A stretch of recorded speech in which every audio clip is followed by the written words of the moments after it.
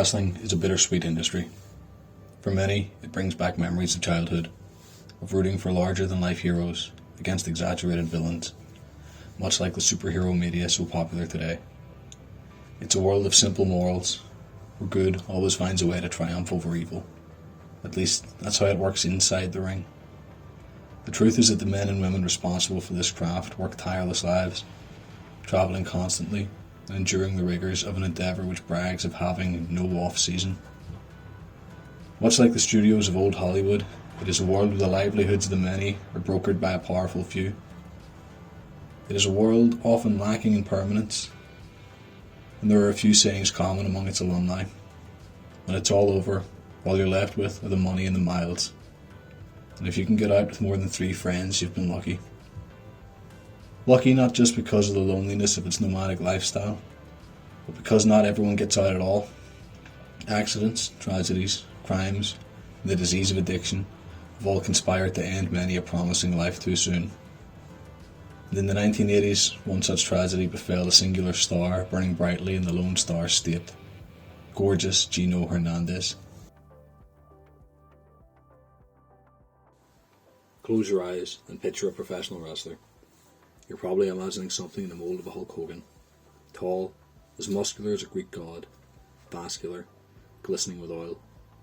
Or maybe your mind jumps to the Mexican luchador, a masked superhero, dizzying athletics and anti-gravity aerobatics. What you probably aren't picturing is the man who was born Charles Eugene Wolfe Jr. on August 8, 1957 in Highland Park, Texas. Young Charles didn't know his birth father, being raised by his mother Patrice and his stepfather Louis Hernandez, himself a professional wrestler competing under the name El Medico. The elder Hernandez passed away in 1972 before Charles' 15th birthday, and the young man was determined to follow in his career footsteps. He contemplated dropping out of high school, but was convinced by Texas wrestling promoter Paul Bosch to finish his education while he trained, ensuring he would always have more than one option in life. The newly renamed Gino Hernandez, having taken the name in tribute to his stepfather, began training with local veteran Jose Lothario, initially teaming with him in his early matches before turning on him to begin his first run as a villainous heel. Gino's early life also saw him marrying young, wedding his high school sweetheart, Janice Gillespie, when both were 18.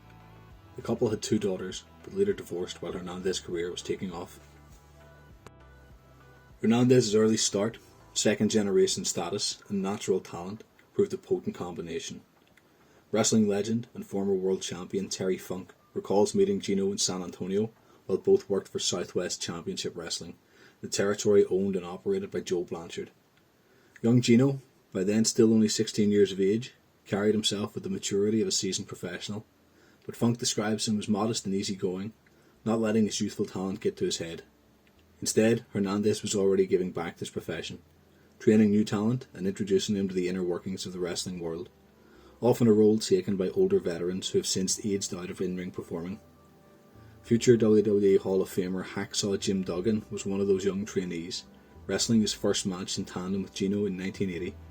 Duggan, several years Gino's senior outside of the ring, credits his later success to Gino's generosity with his knowledge and experience. The true rise to prominence for Gino came in the Texas-based promotion World Class Championship Wrestling in the early to mid-1980s. World Class was run by the veteran promoter Fritz von Erich, sometimes joined by fellow Texan Paul Bosch, who had first caught sight of the young prodigy.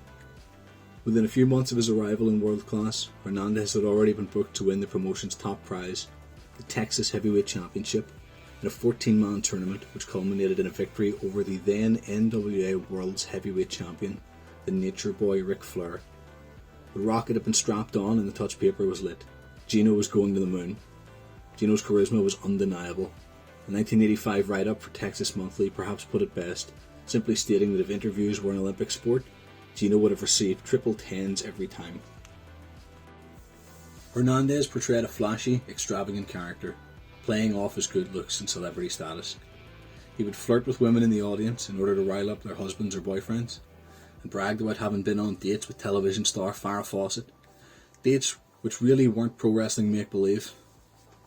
Gino had a reputation for living his gimmick outside of the ring, enjoying a life of fast cars and parties with his larger-than-life persona showcased in the wrestling venues of Texas. Gino's colleague and friend Bruce Pritchard admits that Gino was a frequent user of several drugs, but states that he never saw him out of control and that this was not uncommon in the wrestling industry in the 1970s and 80s. On February 4, 1986, Hernandez was found dead in his Texas penthouse. He had missed bookings for World Class, and referees Rick Hazard and David Manning joined a police wellness check on the Highland Park residence. Hernandez had been dead for approximately 5 days. He was 28 years old.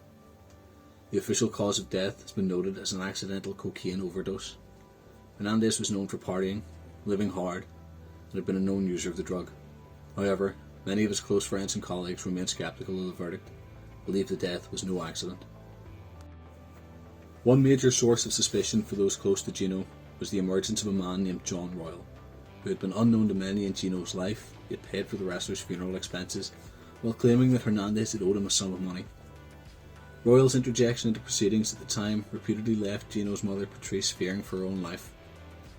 The funeral itself was attended by several figures who were also not recognised by Gino's family and fellow wrestlers, further adding to the belief that Gino had been involved in something sketchy before and possibly leading to his death.